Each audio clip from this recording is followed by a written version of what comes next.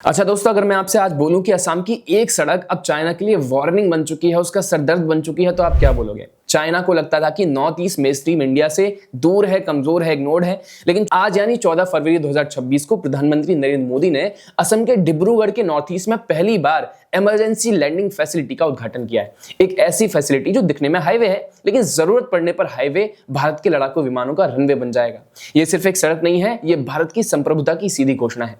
Moran bypass पर बनाई ELF कोई यूजुअल इंफ्रास्ट्रक्चर नहीं, बल्कि भारत की ईस्टर्न बॉर्डर पर एक स्ट्रेटेजिक ढाल है। चाइना की परछाई जिस इलाके में सबसे ज्यादा महसूस होती है, वहां भारत अब सिर्फ जवाब नहीं दे रहा, बल्कि अब तैयार है लड़ने के लिए। दोस्तों, मोरान बाईपास डिब्रूगढ़ का यह इलाका सिर्फ मैप पर एक कोना नहीं है, यह वही फ्रंटियर है जो लाइन ऑफ एक्चुअल कंट्रोल से कुछ ही दूरी पर है और म्यांमार बॉर्डर के पास भी है। यहां सिक्योरिटी का मतलब सिर्फ युद्ध नहीं होता, बल्कि हर वो परिस्थिति होता है जहां देश को तुरंत ताकत दिखानी पड़ती है। मोरान ELF का सबसे बड़ा फायदा यही है कि किसी भी क्राइसिस के समय एयरफोर्स को अब ट्रेडिशनल एयर बेसिस पर डिपेंडेंट नहीं रहना पड़ेगा। फाइटर जेट्स को डिस्पर्स किया जा सकेगा, इमरजेंसी लैंडिंग्स होंगी, रैपिड टेक ऑफ्स होंगे, यानी भारत की एयर पावर अब ज्यादा सर्वाइवेबल और ज्यादा तेज होगी। दोस्तों, असम जैसे राज्य में जहां हर साल बाढ़ तबाही बनकर आती है, वहां ये फैसिलिटी सिर्फ सैन्य ताकत नहीं, बल्कि ह्यूमैनिटेरियन लाइफलाइन भी है।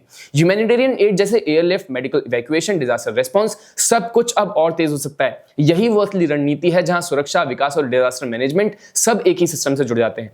लेकिन अब सवाल ये उठता है कि इतनी जरूरी कदम आज ही क्यों हो रहा है? इतने डिकेड से ये क्यों नहीं हुआ? इसका जवाब भारत के इतिहास की सबसे शर्मनाक नीति में छुपा है। आज जो काम डिसाइजरनेस से हो रहा है, उसे पहले जानबूझ करके टाला गया। जो पिछली सरकारें थी, उन्होंने एक अजीब और खतरनाक डॉक्ट्रिन अपनाई थी कि बॉर्डर इलाकों को अंडर डेवलप्ड छोड़ दिया जाए ताकि दुश्मन को आने में मुश्किल हो। यानी सड़क मत बनाओ, एयरफील्ड मत बनाओ, इंफ्रास्ट्रक्चर खड़ा मत करो, क्योंकि शायद इससे दुश्मन इनवाइट हो जाएगा। दोस्तों, ये ना सिर्फ नई सोच थी, बल्कि रणनीतिक अपराध था। चीन ने उसी दौरान अपनी तरफ सड़कों का जाल बिछाया, एयरफील्ड खड़े किए, बॉर्डर विलेजेस तक बना डाले, और भारत को बस यही कहा गया कि सीमा पर विकास मत करो। नतीजा ये हुआ कि असिमेट्री बढ़ती गई। हमारे जो जवान थे, उनको कमजोर सिस्टम के सहारे खड़ा रहना पड़ा। और इस नीति का सबसे बड़ा डैमिंग प्रूफ खुद कांग्रेस के डिफेंस मिनिस्टर AK एंटनी ने 2013 में संसद में दिया था। उन्होंने साफ कहा था कि भारत की पॉलिसी रही है कि सबसे अच्छी रक्षा यह है कि बॉर्डर डेवलप मत करो।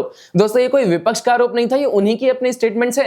उन्होंने माना कि जब भारत कुछ नहीं कर रहा था, तब चीन इंफ्रास्ट्रक्चर वाइज और कैपेबिलिटी वाइज आगे निकल गया। Independent India, many years as a policy on border, best defense is not to develop the border. Undeveloped border is more safe than developed border.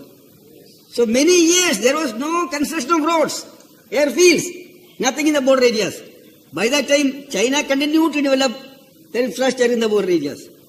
So as a result, now आज वही लोग border पर बहस की बात करते हैं, वही लोग सवाल उठाते हैं, लेकिन सच यही है कि दशकों तक सीमाओं को नेग्लेक्ट किया गया और आज उसी नेग्लेक्ट को रिवर्स करने का काम हो रहा है। यही फर्क है डर के दौर में और स्ट्रेटेजी के दौर में। अब इसी निर्णायकता का सबसे बड़ा उदाहरण आज असम में बन चुका है। प्रधानमंत्री मोदी और मुख्यमंत्री हिमंता बिस्वा शर्मा के नेतृत्व में असम ने अपनी पहचान बदल दी है। नॉर्थ ईस्ट का बजट एलोकेशन कई गुना बढ़ गया है, हजारों किलोमीटर हाईवे बने हैं, कनेक्टिविटी ने पूरे राज्य को ट्रांसफॉर्म कर दिया है। ब्रह्मपुत्र में नए पुल, भविष्य का under water tunnel, railway investments, air connectivity, ये सारा का सारा सिर्फ डेवलपमेंट नहीं है, बल्कि स्ट्रेटेजिक एम्पावरमेंट है। असम अब सिर्फ एक बॉर्डर स्टेट नहीं रहा, असम अब भारत के ईस्टर्न गेटवे की तरह उभर रहा है।